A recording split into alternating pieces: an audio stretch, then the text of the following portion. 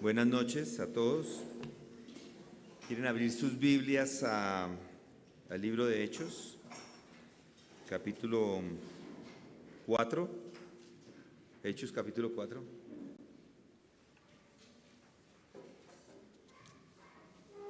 Y vamos a leer el versículo 31.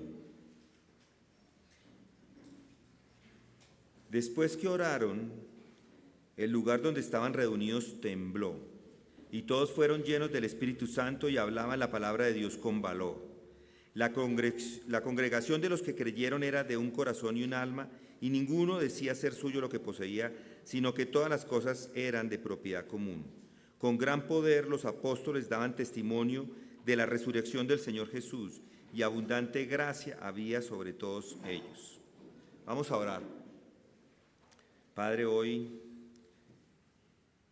reconocemos que eres tú el soberano sobre nuestras vidas y sobre esta iglesia, y nuestra oración, Señor, es que tú nos des ese entendimiento que está destinado desde antes de la fundación del mundo para que nosotros inclusive lo comprendamos hoy. Te pedimos, Padre, que nos ayudes a tener un entendimiento claro de tu palabra, que nos des, Señor, de tu Espíritu de una forma que, además de ser transformados, pongamos por obra cada una de las aplicaciones que podamos tener acá para nosotros. En el nombre de Cristo Jesús te pedimos esto. Amén.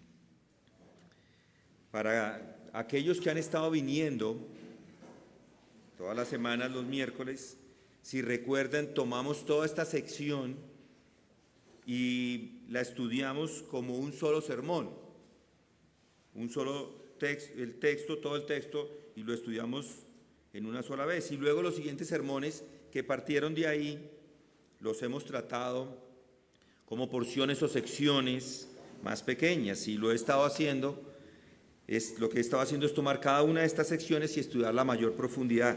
Y hoy quiero que nos enfoquemos en el versículo 31 y el versículo 33. Ya el 32 estuvimos meditando en él la semana pasada, la última vez, pero estos dos versículos tienen un mensaje muy importante, que es el mensaje de la Biblia y es el evangelio cristiano. El evangelio es primordial y es lo que tanto los miércoles como los domingos hemos estado escuchando. Y sin lugar a dudas es el énfasis de este último año. Y ese énfasis no es que yo lo planeé, no es que yo dije, bueno, vamos a hablar el evangelio por todo este año y ya no vamos a salir de ahí. No, es lo que Dios soberanamente ha permitido para nuestra iglesia, y eso nos enseña que Dios es soberano, inclusive porque nosotros vamos versículo a versículo, tanto en Hechos como en Juan, y hemos sido bendecidos por el evangelio. Y la pregunta entonces que le hago a usted es esta: ¿cómo ha reaccionado a él? ¿Qué diferencia hay, si la hay, para usted? ¿Gobierna el evangelio su pensamiento? ¿Gobierna su pensamiento en particular sobre el destino futuro y el comienzo de la eternidad? ¿Sobre toda la vida, sobre la muerte? ¿Tiene el evangelio el control del más allá? Para eso es el evangelio, para entender esto. Y hoy queremos nosotros ser responsables de lo que hemos hecho con nuestras vidas y con el tiempo que estamos pasando en este mundo. ¿Cuánto tiempo estamos dedicando nosotros a meditar en el evangelio? El cristianismo es principalmente un mensaje muy personal, y la tragedia de los tiempos en que vivimos es que la gente lo olvida esto, o no le gusta, y piensa que el cristianismo y su mensaje solo lo tienen como de una forma superficial, lo entienden en términos muy vagos y generales, y no tienen nada que ver el evangelio con sus propias vidas, es lo que la gente piensa. Y por eso tenemos gobernantes hoy día, de los cuales hemos escuchado mucho, que hablan muy elocuentemente sobre la pureza de sus administraciones, de sus campañas. Dicen que son muy santos, pero solo basta ver sus campañas, solo basta ver las acusaciones y la vida matrimonial de ellos para darse cuenta que no tienen un compromiso con una vida de pureza. Y es por eso que hay hipocresía. Si la hipocresía comienza desde el gobierno, pues de ahí para abajo todos. Pero el Evangelio está para ellos por supuesto. Pero la hipocresía es general. Nunca obtendrá una buena nación hasta que el Evangelio no permeabilice toda una sociedad. Y la palabra nación es una palabra abstracta que incluye un grupo de individuos. Hasta que todos los individuos no conozcan el Evangelio, no puede haber una transformación de una sociedad. Por eso nosotros predicamos el Evangelio y continuamos predicando el Evangelio para que la sociedad sea transformada, que este grupo de personas sea transformado y luego este grupo de personas también transforme a otros entregándoles el Evangelio. Y aquí hoy veremos al individuo y vamos a ver dos puntos focales que constituyen el mensaje cristiano, que hacen parte de ese mensaje cristiano. Y ambos los encontramos aquí en este pasaje. Noten primero el versículo 31, el lugar fue sacudido, y eso nos muestra que ese es el poder de Dios. Todo tembló, estaban reunidos y allí todo tembló. Ese es el primer, vemos aquí el poder de Dios. Y el segundo, el versículo 33, abundante gracia había sobre todos ellos, y esa es la gracia de Dios. El primer gran mensaje de la Biblia es siempre acerca del poder de Dios. Se coloca primero porque siempre es lo primero. El Evangelio comienza con un anuncio sobre Dios, sobre el ser de Dios.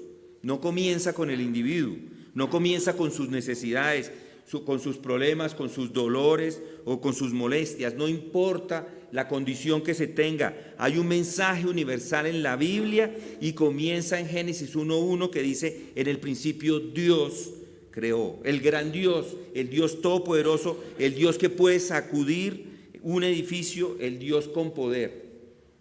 Es un Dios de un poder infinito, es un Dios omnipotente y se sienta sobre el universo. Así que el Evangelio comienza afirmando el poder de Dios. Y aquí en Hechos vemos a esta primera iglesia reunida. Y lo primero que sucede después de que los creyentes ofrecen esa oración, después de que ellos se sientan y oran, o sea, arrodillan y oran, el edificio tembló. Y esto no es simplemente un romance, esto es un informe de los hechos, esto es lo que sucedió. No dice cómo se sacudió el edificio, puede haber sido un temblor de tierra, no lo sabemos, pero lo que sí sabemos es quién lo produjo. ¿Ha sentido usted la tierra temblar? No hace mucho tiempo tembló en los llanos y aquí todos lo sentimos, ¿cierto? Bueno, algunos, otros estamos dormidos. Ese temblor producido se dio porque las placas se acomodan. No dice nada acá en Hechos de que cuando el edificio tembló era porque la tierra había temblado. Dice que Dios, el Dios todopoderoso, lo produjo. Dios es poderoso y mueve la tierra cuando le place. Por supuesto, vemos el gran poder de Dios supremamente en el acto de la creación, soberanamente en el acto de la creación. ¿Sabe algo entonces acerca del poder de Dios? Bueno, el poder de Dios, aquí lo vemos en Génesis 1:3. Dios dijo, sea la luz y la luz se hizo. Eso es poder. Su palabra, su fiat fue suficiente para crear la luz. Eso indica el poder de Dios. Y el apóstol Pablo lo pone, o hace ese mismo punto. Dice el apóstol Pablo en Romanos 1:19, dice, porque lo que se conoce acerca de Dios es evidente dentro de ellos, pues Dios se lo hizo evidente. Porque, dice, desde la creación del mundo, sus atributos invisibles, su eterno poder y divinidad se han visto con toda claridad, siendo entendidos por medio de lo creado, de manera que no tienen excusa. El Dios poderoso, el Dios todopoderoso, que existe desde la eternidad, ha decidido crear este mundo y lo hace solo con el poder de su palabra. Esa enseñanza es incomprensible, por supuesto. Él es omnipotente porque ninguna cosa es imposible para Dios. Lucas 1:37. Y Él ha dado prueba de ello en toda la maravilla, la magnificencia y la perfección de la creación. Pero también vemos ese poder de Dios en la providencia y en la historia. como se describe en el Antiguo Testamento y en el Nuevo. Vivimos en un mundo asombroso, un mundo que fue hecho, como dije, de la nada, con solo su palabra, pero entonces Dios decide que destruye a este mundo debido a su pecado, a su maldad y su rebelión contra él. En Génesis dice, cuando vio Dios que la tierra se había corrompido delante de Dios y estaba llena de violencia, Él la destruye. Esa violencia, esa palabra violencia, es una palabra muy fuerte que el profeta Habacuc en 1:3 la usa para decir que es una maldad suprema, una maldad grandísima. Es lo que está diciendo. Es una maldad generalizada, es una maldad perversa y Dios no la acepta. Es algo parecido a lo que vemos hoy día. No solo en inmoralidad y en perversiones sucias que son innombrables, actos malvados que Dios detesta, en ese momento por eso Dios ha decidido destruir al mundo. Y en la segunda carta de Pablo nos recuerda acerca de eso, dice, si no perdonó al mundo antiguo, porque no lo perdonó, sino que lo destruyó con el diluvio, sino que guardó a Noé, un predicador de justicia, con otros 7, cuando trajo el diluvio sobre el mundo de los impíos. Sí decidió, Dios decidió destruirla por medio del diluvio. ¿Qué haría hoy con nosotros? Ha tenido misericordia, pero Él la puede destruir en el momento que quiera. Él tiene ese poder. Él puede traer el mundo a la existencia como puede destruirlo cuando Él quiera. Entonces vean cómo ese poder continúa. Las aguas del diluvio no solamente quedaron ahí, porque podrían haberse quedado ahí, pero las aguas del diluvio retrocedieron y Dios restauró el orden. Eso es poder, pero hay más. Él continuó sosteniendo y guiando al mundo. Dios no solamente lo hizo todo, sino que mantiene todo en funcionamiento, todo en marcha. Él lo controla, Él le da todo, a todo le da aliento de vida. Y si Él retirara, piensen en esto, si Él retirara el espíritu de este mundo, todo se destruiría, todo se derrumbaría. Si retirara la cohesión de los elementos, todo se desmoronaría. Piensen en el hierro, en el plástico. El hierro sigue siendo hierro, la roca sigue siendo una roca. Si algo cambia los elementos fundamentales, todo se acaba. ¿Ustedes por qué piensan que los elementos no cambian sus propiedades? ¿Sabían que los elementos químicos no cambian sus propiedades fundamentales debido a su naturaleza atómica? Los átomos, todos son unos átomos que están ahí, unos para allá, otros para acá, unos átomos, unos protones. Si a alguno se le da por salirse, se desbarata todo. Cada elemento de la tabla periódica tiene un número específico de protones en su núcleo, lo determina su identidad química. Estos protones son acompañados por neutrones en el núcleo y los electrones en órbita alrededor del núcleo. ¿Y saben por qué se mantienen esos átomos y protones juntos? Porque hay un electromagnetismo, porque hay una fuerza de gravedad, porque hay una temperatura, porque hay una interacción con otros átomos. Todo eso se mantiene junto porque Dios lo cohesiona todo junto. Si no, todo se desbarataría. Estaríamos acá y se desbarata todo. Así es. Y esas cosas son las obra asombrosa del poder de Dios. Y además vemos el poder de Dios en la providencia, en los acontecimientos históricos. ¿Recuerdan los hijos de Israel? Descendieron a Egipto a causa de una hambruna, ellos tenían mucha hambre, se van para Egipto, allí estuvieron, allí crecieron, allí se multiplicaron, lo hicieron también que los egipcios comenzaron a tener celos, y los maltrataron y los victimizaron, y allí Faraón, ese gran dictador, uno de los hombres más poderosos del mundo, con ejércitos, carros y caballos, los tenía ya esclavizados, y no tenían ellos nada en absolutos, pero ellos eran el pueblo de Dios, y Dios actuó en su nombre.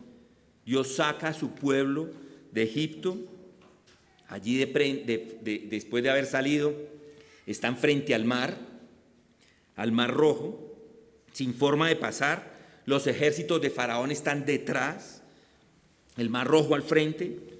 ¿Qué van a hacer estos hombres, todos esclavos? ¿Qué van a hacer? Nada, pero Dios sí puede. De repente el mar Rojo se abre de lado a lado.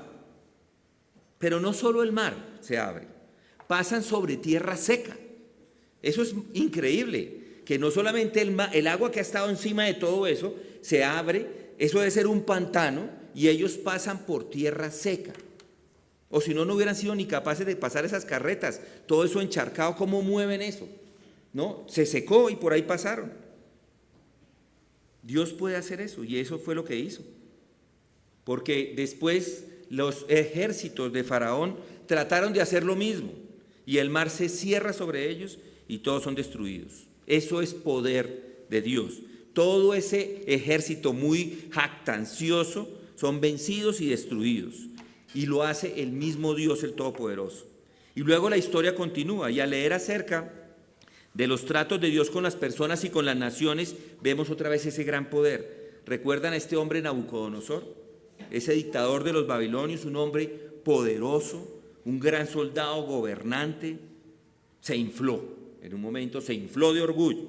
Comenzó a pensar que él mismo era Dios, ordenó a la gente que lo adorara. Qué hombre tan ignorante, qué tonto.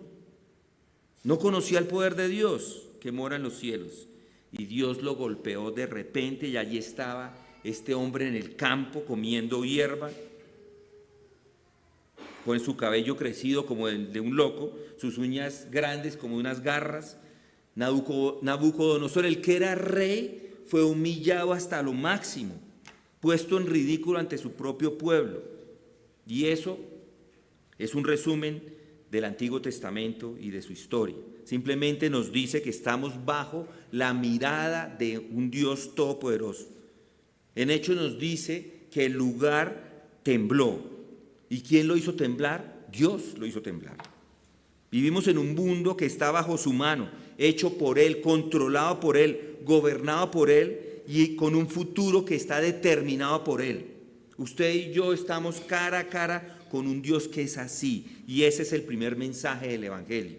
Y por supuesto encontramos la misma verdad en el Nuevo Testamento. Piensen en el bebé nacido en Belén, en ese establo cuyo pequeño cuerpo ponen en el pesebre, y cuando leemos las historias acerca de Jesucristo en los Evangelios encontramos eventos asombrosos. Él realizó obras poderosas, milagros, maravillas. Los ciegos reciben la vista, los cojos andan, los leprosos quedan limpios y los sordos oyen, los muertos son resucitados. Lucas 7:22, cuando le preguntan a Jesucristo si él era el Cristo o no. ¿Quién era este? ¿Podía él calmar la tormenta?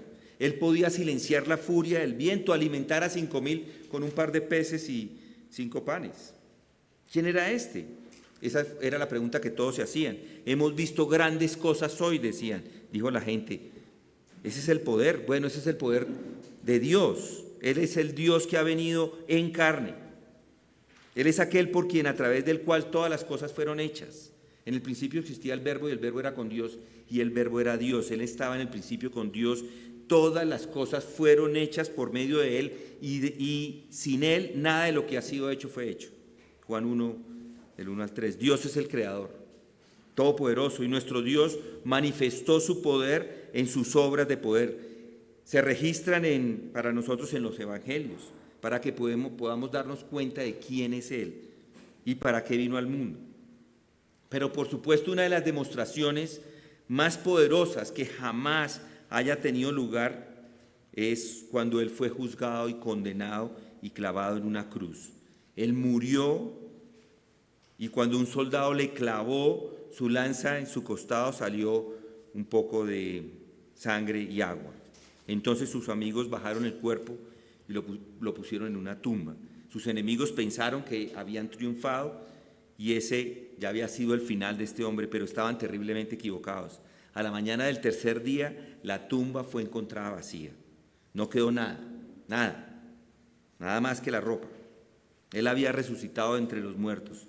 Dios había resucitado de entre los muertos. En la carta a los Efesios, el apóstol Pablo escribe acerca de la resurrección. Él quiere que los cristianos de Éfeso sepan algo del poder de Dios hacia ellos, y así es como lo describe.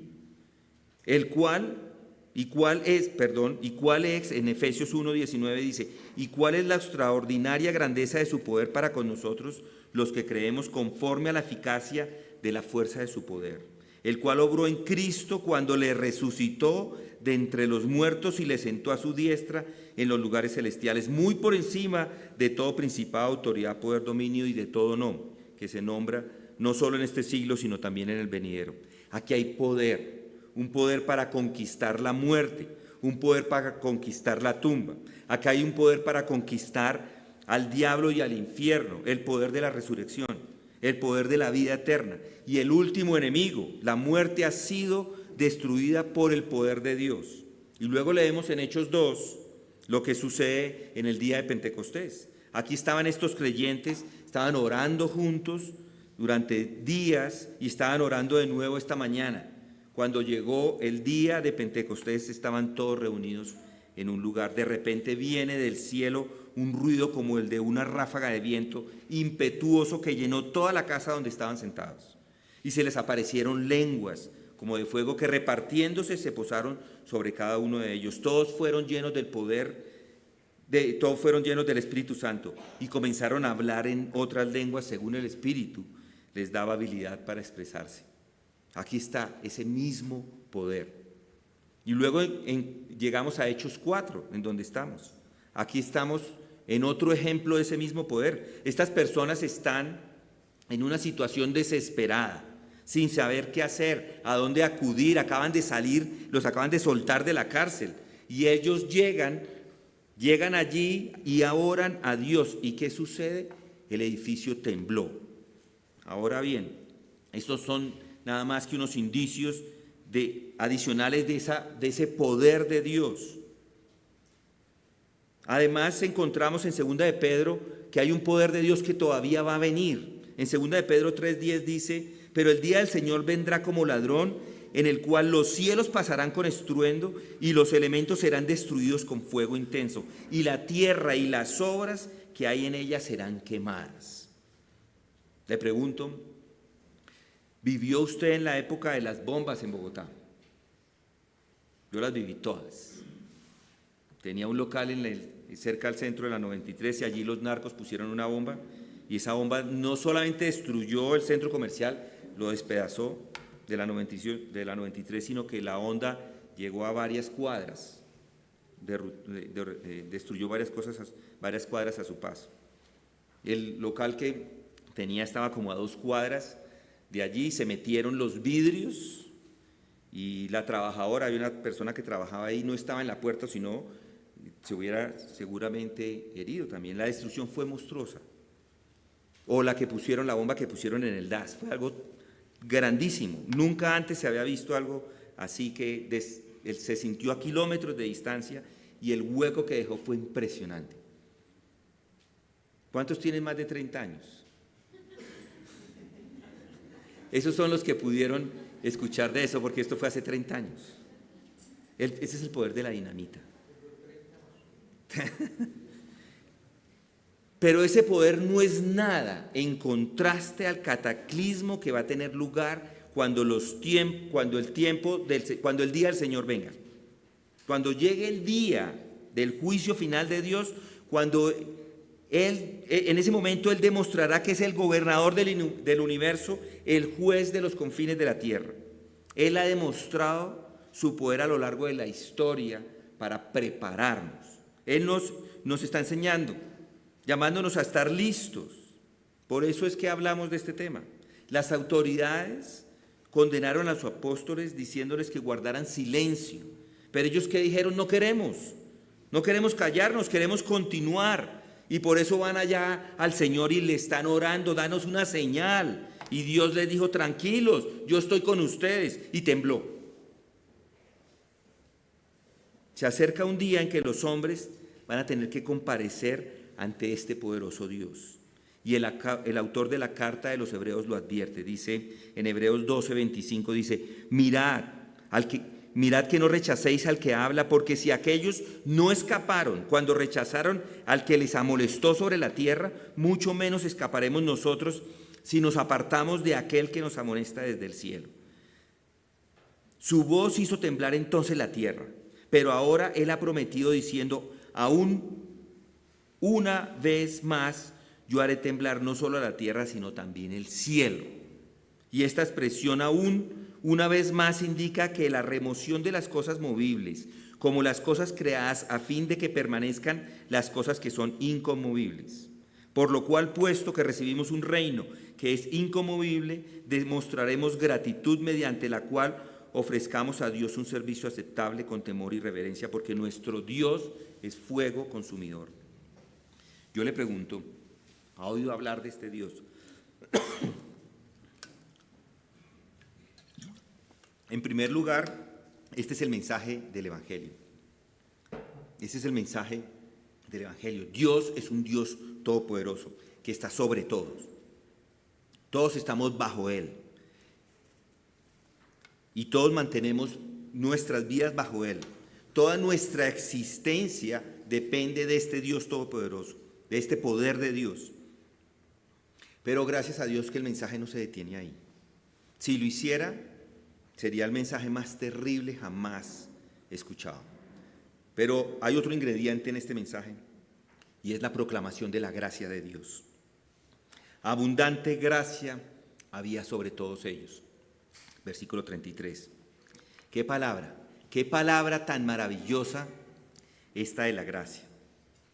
Es por eso que existe la iglesia cristiana. Es por eso que estas personas estaban orando en la habitación que fue sacudida.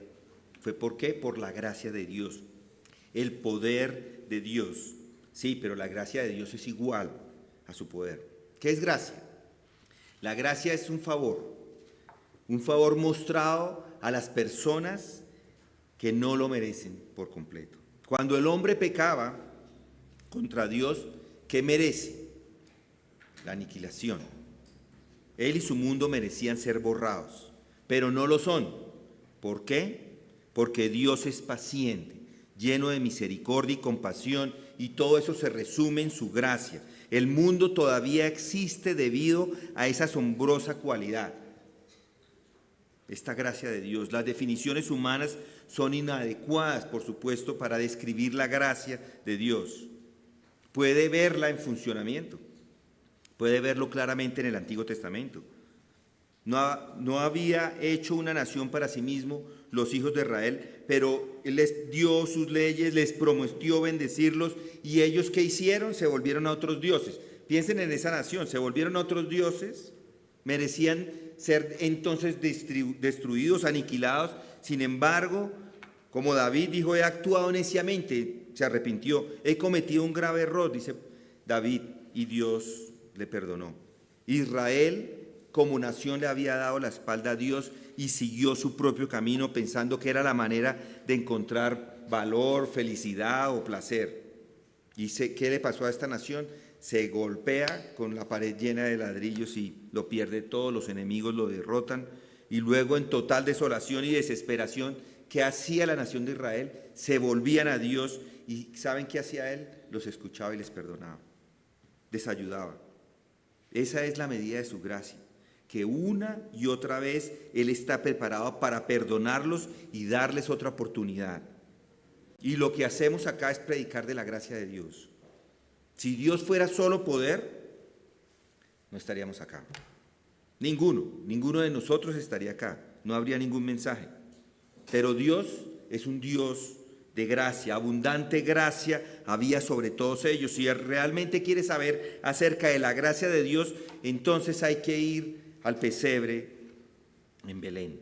Ese día todas las habitaciones que estaban reservadas no tenían espacio para esta mujer embarazada. Nadie tuvo la decencia de desocupar el lugar que tenía para darle la habitación a esta mujer.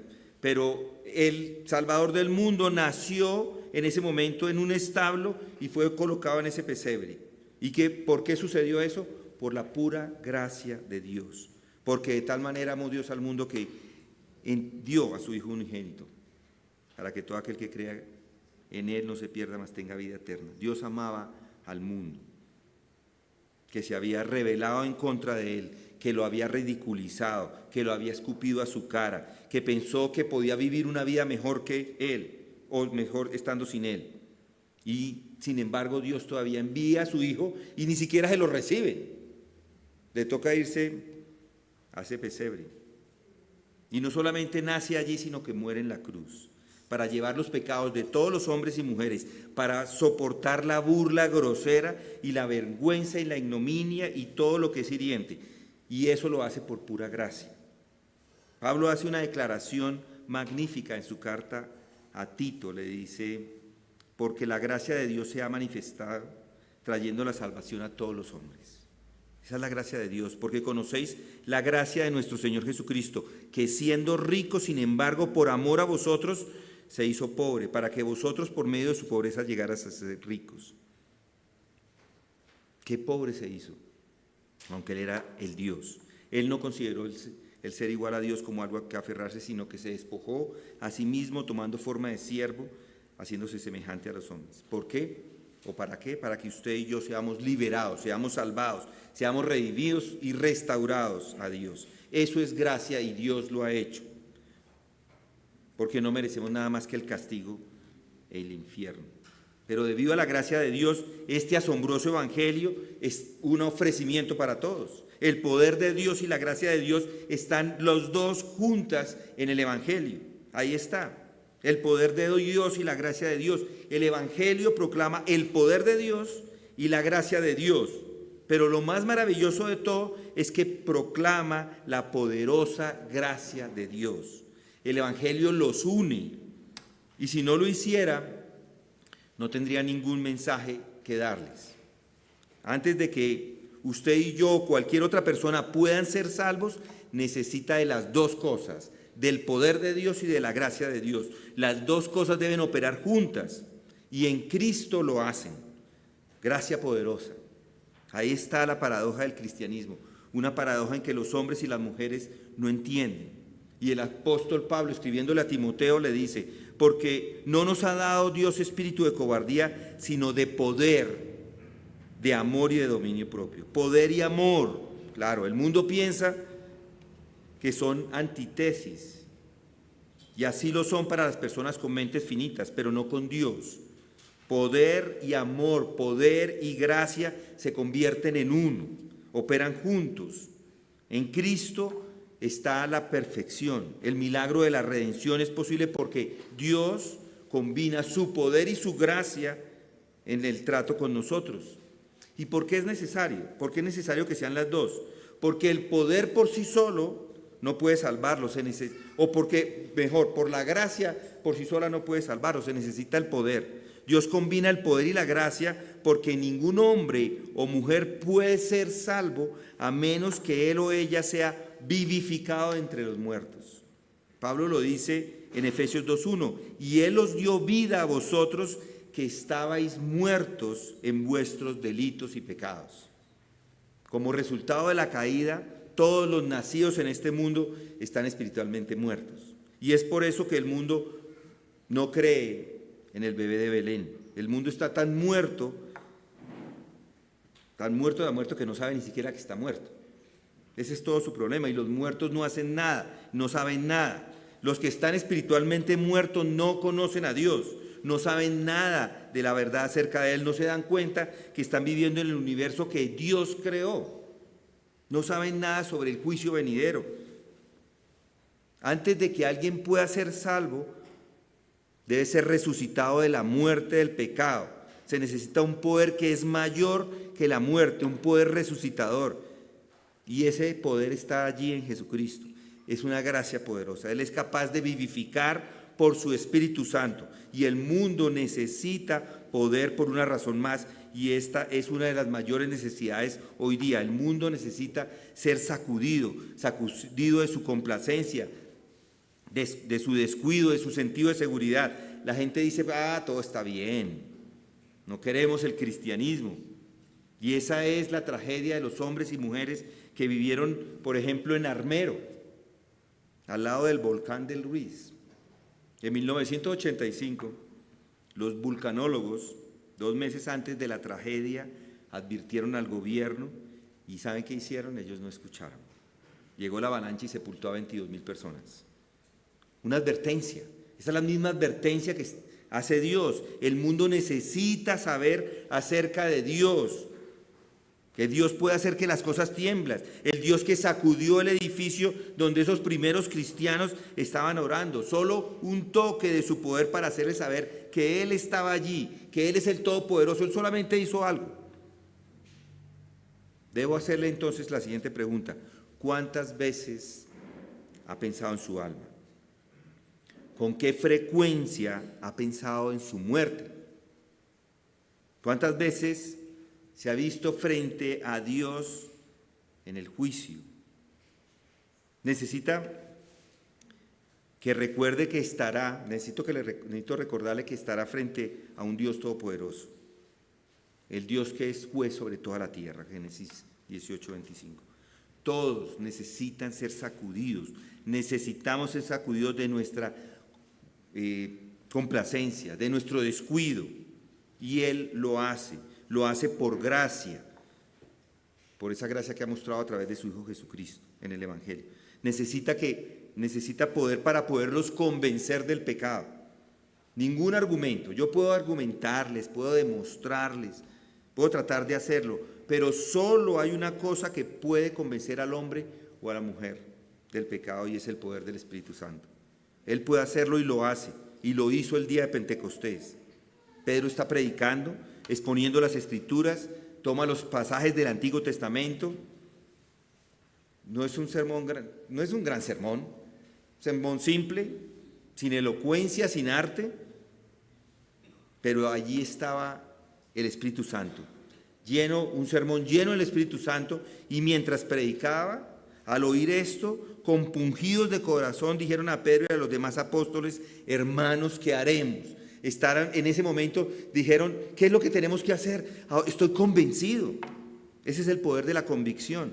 Y si lee las Escrituras o las historias de los grandes avivamientos de la historia, verá hombres y mujeres no solo condenados por el pecado, sino cayendo al suelo, sufriendo, sin poder dormir, en problemas durante semanas, por ese poder de convicción producido por el Espíritu Santo.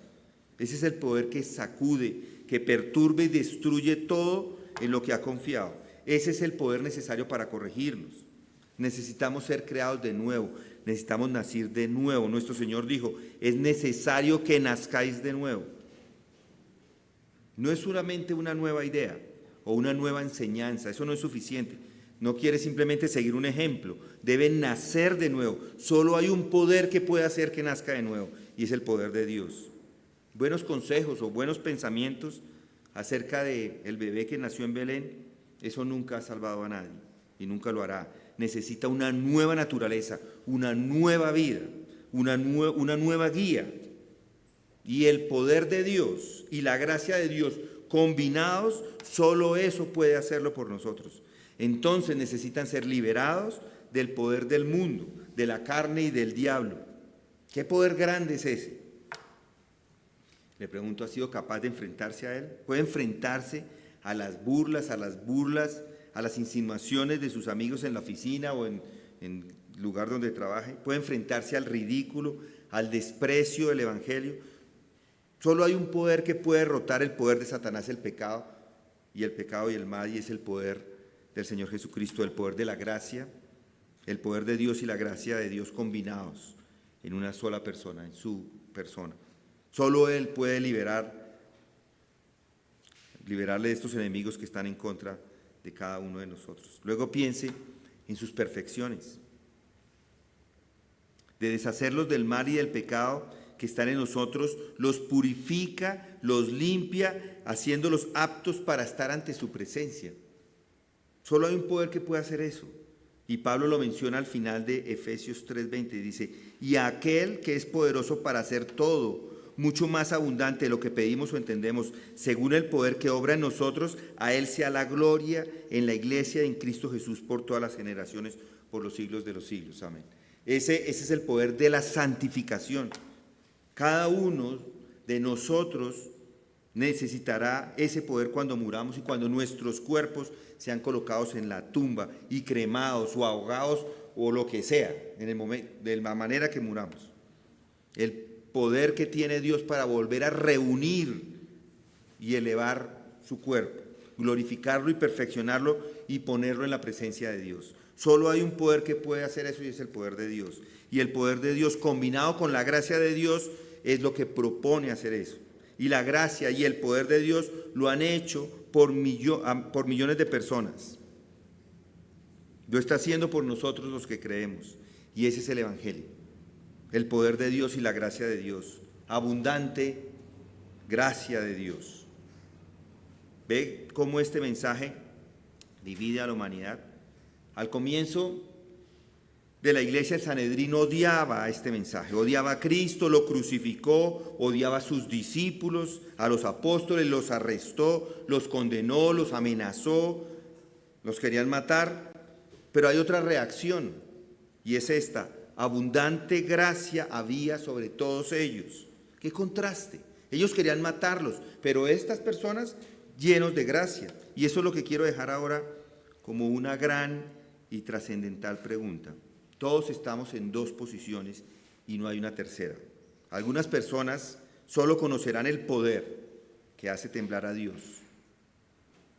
Aún una vez más, yo haré temblar no solo la tierra, sino también el cielo, dice Hebreos 12, 26, lo leímos. Hay hombres y mujeres, Dios no quiera que ninguno de ustedes que está aquí, que está escuchando estas palabras, que no van a conocer sino el poder de Dios, ese poder para sacudir. Y cuando estén frente a Él, van a temblar hasta que no estén, hasta quedar en nada. Son como el hombre descrito en el Salmo 1. Por tanto, no se sostendrán los impíos en el juicio, ni los pecadores en la congregación de los justos. Los impíos, dice el versículo anterior, son como paja que se lleva el viento. Qué perspectiva tan terrible. Qué pensamiento tan horrible. Pero ese es el destino de todos los que no creen en el Evangelio, que se hacen los oídos sordos a las propuestas de la gracia de Dios, la poderosa gracia de Dios en Cristo Jesús. Estas personas no verán nada más que el poder, la demostración de poder, el horror de la calamidad final, y será demasiado tarde para cambiar. Pero hay otros, gracias a Dios, que conocen esa gran gracia. ¿No es esto algo asombroso? Aquí hay un grupo de cristianos amenazados por las autoridades, amenazados inclusive de muerte. Pero la gracia, gran gracia estaba sobre ellos. El favor de Dios estaba sobre ellos de una manera poderosa e inusual. Y es por eso que Dios sacudió el edificio. Esa era la manera de decir a la gente: no se preocupen. Han escuchado esas amenazas y me habéis recordado. Han estado orando. Ellos tienen sí el poder para matarles, pero yo estoy con ustedes. No tengan miedo de ellos. Ustedes me conocen, han visto mi poder, me han recordado. Yo soy el Creador y estoy detrás de ustedes. Es igual con cada uno de nosotros. Ustedes son mi pueblo. Nunca les dejaré, nunca les abandonaré. Todo va a estar bien. Abundante gracia había sobre ellos. Así que estaban amenazados, estaban llenos de un maravilloso espíritu de regocijo y de alabanza, de amor mutuo y de amor a Dios. ¿Le gustaría saber en cuál de las dos posiciones se encuentra? ¿Sabe cómo lo puede saber? Respondiendo a esta pregunta. Si yo le preguntara a usted, ¿sabe cómo puede saber si está de un lado o del otro? Pregunte, ¿cómo puede saberlo? Si hay gracia sobre usted. Si alguien pregunta eso, Pablo le responde y dice estas palabras: habiendo sido justificados por la fe, tenemos paz con Dios por medio de nuestro Señor Jesucristo, por medio de quien también hemos obtenido entrada por la fe a esta gracia en la cual estamos firmes y nos gloriamos en la esperanza de la gloria de Dios. Y no solo esto, sino que también nos gloriamos, escuchen esto, en las tribulaciones, sabiendo que la tribulación produce paciencia, la paciencia carácter probado, el carácter probado esperanza, y la esperanza no desilusiona, porque el amor de Dios ha sido derramado en nuestros corazones por medio del Espíritu Santo que nos fue dado. ¿Es capaz, la pregunta es capaz de regocijarse en las tribulaciones? ¿Es feliz a pesar de el lugar donde nos encontramos viviendo, a pesar de este mundo? ¿Tiene satisfacción? ¿Es independiente del mundo y de todo su ruido y bullizo y su espectáculo y todo lo que hace y que puede a veces llenar el corazón de angustia, tiene descanso en su corazón, paz y tranquilidad y una alegría que el mundo no le puede quitar. Si tiene esas cosas, abundante gracia está sobre usted, la gracia del Señor Jesucristo. Y el futuro, esta pequeña compañía de personas estaba amenazada, pero todavía estaban llenas de regocijo y de alabanza. ¿Por qué? Bueno, porque tenían la seguridad con respecto al futuro. Cuando hay abundante gracia sobre usted, no tiene miedo a lo que pueda venir, no tiene miedo a la muerte, nada puede asustarle. Ustedes son como el apóstol, por lo cual también sufro estas cosas, que no me avergüenzo, porque yo sé en quién he creído y estoy convencido de que es poderoso para guardar mi depósito hasta aquel día. Pablo está escribiendo esto desde la cárcel. ¿Sabe algo al respecto de esto mientras se enfrenta a su futuro? ¿Le tiene miedo? ¿Está lleno de terror?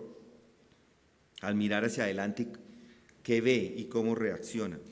Pueden mirar fijamente a la cara de la muerte si vienen las persecuciones, si de repente llegan otra vez las bombas. Aquí están las preguntas que importan y la respuesta de Pablo. ¿Quién nos separará del amor de Cristo? ¿Tribulación o angustia o persecución o hambre o desnudez o peligro o espada? Tal como está escrito, por causa tuya todos somos puestos todo el día, somos considerados como ovejas para el matadero. Pero en todas estas cosas somos más que vencedores por medio de aquel que nos amó, porque estoy convencido de que ni la muerte, ni la vida, ni ángeles, ni principados, ni lo presente, ni lo porvenir, ni los poderes, ni lo alto, ni lo profundo, ni ninguna otra cosa creada nos podrá separar del amor de Dios que es en Cristo Jesús, Señor nuestro. ¿Puede decir eso? Si puede, le puedo asegurar que la gracia abundante está sobre usted. Sabe que es suya y nada puede separarles de su amor. Por lo tanto, son más que vencedores contra cualquier eventualidad que se presente. Pero recuerda a las vírgenes, las 5 sabias y las 5 necias. La puerta de misericordia se va a cerrar, pero no todavía. No es demasiado tarde. ¿Ha entrado por la puerta de la gracia? Pasen. Ahora si nunca lo ha hecho antes. Clámele a Él y agradézcale acerca de esta abundante gracia, porque la puerta todavía está abierta para cada uno de nosotros. Vamos a orar. Padre, gracias te damos por tu infinita misericordia, gracias te damos por tu evangelio, gracias por el poder, gracias por la gracia, Señor. Gracias porque tú nos has dado esa salvación preciosa, nos has dado no solamente una vida ahora, Señor, mientras estamos en este mundo, sino una vida eterna. Y todo eso lo podemos recibir porque tú nos has dado esa entrada al reino de los cielos por medio de tu Hijo Jesucristo. Te pedimos que esta verdad quede impregnada en nuestros corazones y continúe allí residiendo en nuestra mente constantemente. Que el Evangelio sea nuestro tema, nuestra meditación, que lo sea todo para cada uno de nosotros. Esa es nuestra oración en este día, en el nombre de Cristo Jesús, te lo pedimos. Amén.